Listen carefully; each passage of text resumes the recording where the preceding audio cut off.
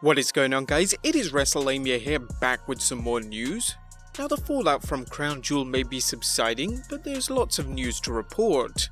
Join us now as Wrestlelamia looks at your latest wrestling news, including Seth Rollins calling out liars and haters, Raw ratings, Alexa Bliss's whereabouts, a huge re-signing at WWE, Cody Rhodes' mixed feelings towards WWE, and much more.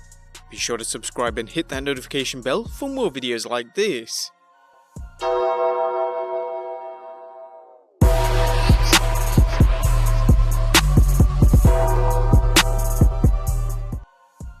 But let's waste no further time and get straight into the first story, as Seth Rollins goes off on Dave Meltzer, calling him a liar. Seth Rollins went off on Dave Meltzer recently, apparently criticizing Diamond Dave for claiming Rollins gave a speech to the locker room about the Saudi trip. Rollins tweeted, "No Dave, my problem is that you're spreading complete lies. I gave no speech. I said nothing before, during or after the meeting. So either you or your source is full of it. Either way, it's a bold-faced lie and I kindly ask you quit pushing it." The news site WrestleVotes joined in the conversation, tweeting, "This Dave Meltzer Seth Rollins stuff is funny. Dave reporting Rollins spoke at the talent meeting held prior to Raw yesterday? He didn't. However, AJ Styles did. He spoke up and shared his thoughts according to a source. AJ is very well respected backstage, so his voice matters." Dave Meltzer then took to Twitter and apologized. "Very sorry on this. I don't want to spread misinformation. I guess we'll have to apologize too since we reported on it as well, but this was obviously linked to Dave Meltzer's source. So we guess we can disregard that Seth Rollins said anything in that backstage meeting."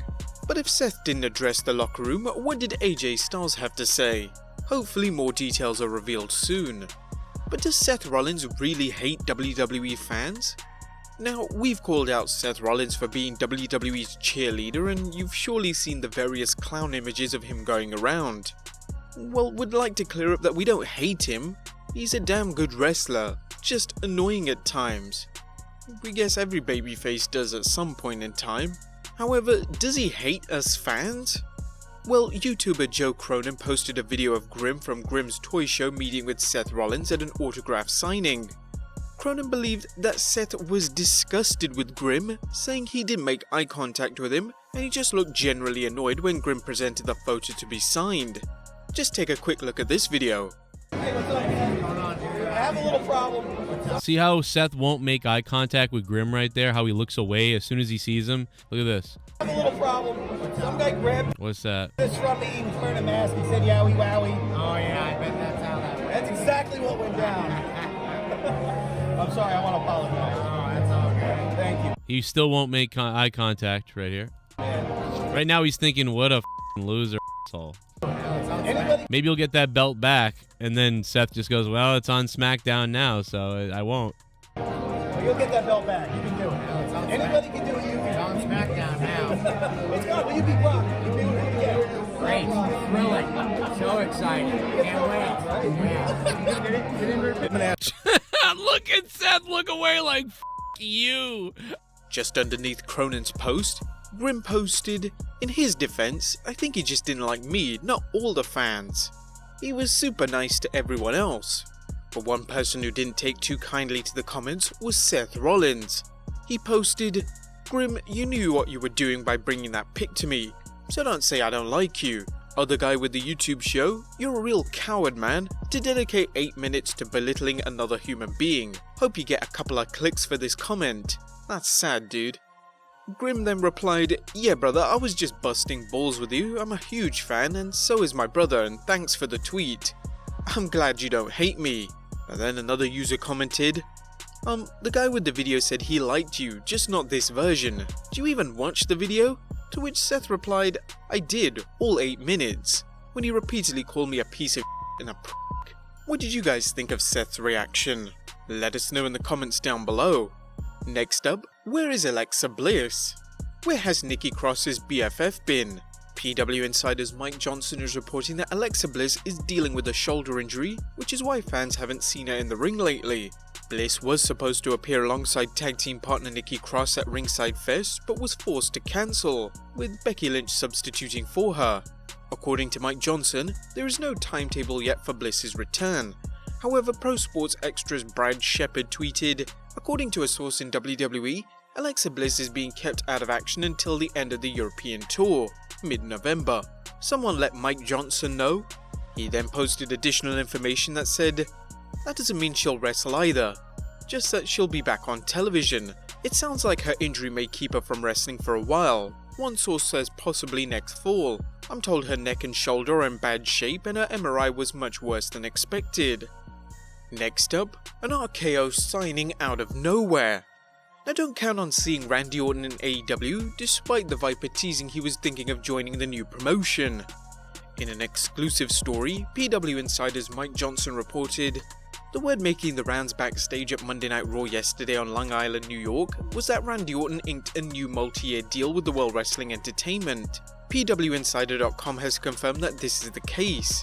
Locking Orton, who's 39, into a new deal was a big priority for WWE, as he had been using social media to tease the idea of a jump to AEW, which would have been a major hit to WWE's prestige. Orton has been with the WWE his entire career, and the thought of him starting over in a new company may not be something he wants to do this late in his career. Then again, the WWE may have made him an offer he couldn't refuse, aka a Brinks truck full of cash." Next up, the Raw ratings. Have they gone up or down?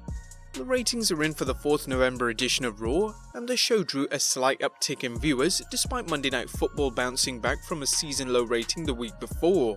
Dave Shearer of PW Insider reported, "The 4th November edition of Raw brought in 2.136 million overnight viewers, largely even with last week's 1.33 million overnight viewers. They can at least say they held up well against a big Dallas Cowboys New York Giants Monday Night Football game, which was much more competitive than expected. It did 13.9 million overnight viewers, way up from last week's season low of 9.9 million. Looking at this week, the second hour held its own, but lost 358,000 viewers in the third hour. Still, Raw kept its audience from the previous week, a good sign and one the WWE may be able to repeat if the NXT invasion angle stays hot. But what about WWE stock? Did that bounce back? Well, it fell following the news over the Crown Jewel event and the uncertainty whether the WWE and Saudi Arabia would keep their 10-year deal intact. On 5th November, Yahoo Finance reported, shares of World Wrestling Entertainment Inc. surged 6.1% in afternoon trading Tuesday to bounce off an 18-month low in the previous season after the media and entertainment company said it had expanded its live event partnership with the Saudi General Entertainment Authority. The company said Monday that the partnership, which is extended through 2027, will include a second annual large-scale event. The stock closed Monday at $53.16, a lowest closing price since May 18, 2018, in the wake of a disappointing third-quarter report and outlook last week. On October 31st, the stock had plummeted 15.7%, the biggest one-day sell-off in 5.5 years, after the WWE reported profit that beat expectations but revenue that missed. Of course, as most wrestling fans know, the WWE has been running 2 shows annually ever since its partnership with the Saudis began in 2018. How Wall Street commits to buy the WWE's ration of baloney time after time is baffling. So what was Vinnie Mac's thoughts on the Crown Jewel's historic match? What did he think of Lacey Evans vs Natalya's matchup at Crown Jewel, that being the first ever women's match in the kingdom? During a chat with TalkSport, Natalya revealed, "Vince was extremely happy. We had a camera crew back there and I hugged Fit Finlay, the producer of the match, and I hugged my husband. Lana was back there. We gave a hug because she was the other girl on the show. Lacey and I hugged each other, and it was just a really great moment where we felt we finally did it." I know that WWE fought really hard for this match. They fought really hard to make this match happen, and as I said before, we were ready for it. WWE was ready for it, Saudi Arabia was ready for it, and people all over the world were ready for it. All of that readiness made all the difference. Next up, a little bit of AEW news, as Cody has some mixed feelings towards the WWE. As fans know, Cody Rhodes struggled to find true success in the WWE and finally left the company in 2016 after obtaining his release. After establishing himself as a main eventer on the indie scene, Cody is a top star in AEW, but how does he feel about his time in the WWE? AEW's Cody Rhodes recently appeared on the Cheap Heat podcast and reflected on his mixed feelings towards the WWE. I could smash 1,000 thrones and make 1,000 pot shots and fourth wall breaking comments about my experience because it is vastly different from Dusty's. But as his son, I know that in 2005 when he got his first royalty check for the Dusty Rhodes DVD, which they did a fantastic job on, my mother literally hit her knees in the kitchen and thanked God for having them brought him back to financial security and them having given him a home and a functional thing to chew on in NXT and help and guide a few young stars. With that in mind, what they did for him in the end, I will never be ungrateful to them.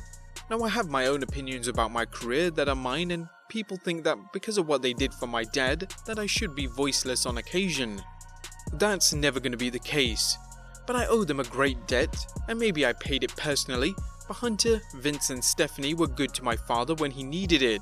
As a son, if they ever ask me to pay that debt, I'll repay it. I know the narrative is the McMahons hate the Rhodes, and maybe there is some truth to that. If I have a few drinks, maybe the answer will be different. But in this moment, I remain very grateful for what they did for my dad. What they did for me, different story. During an appearance at StarCast 3 last August, Cody spoke with Tony Schiavone about his relationship with Vince McMahon and why he didn't click with Vinnie Mac like Dusty and Dustin did. I think he had a great relationship with Dusty and Goldust. I think he thought that I was the same and that I would like the same things. I'm nothing like either of them. I think Vince thought I would have had the same rapport. I'm a different person. And lastly, a few news tidbits.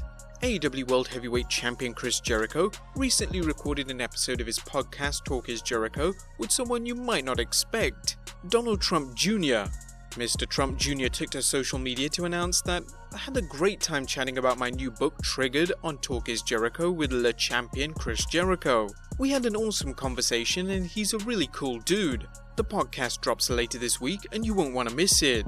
Also, Jeff Hardy is reportedly scheduled to appear in North Carolina's Moore County Court on Thursday, 7th November in regards to his recent arrest for driving while impaired.